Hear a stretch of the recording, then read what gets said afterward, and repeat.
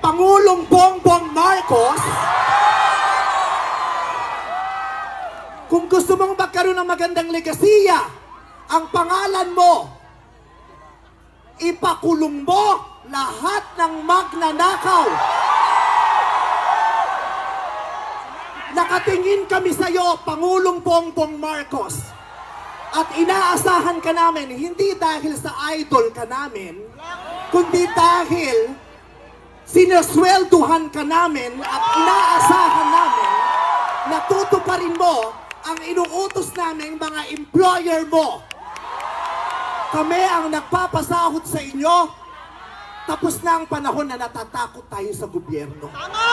Takutin natin ang gobyerno dahil ang kapangyarihan nasa sa atin, wala sa kanila.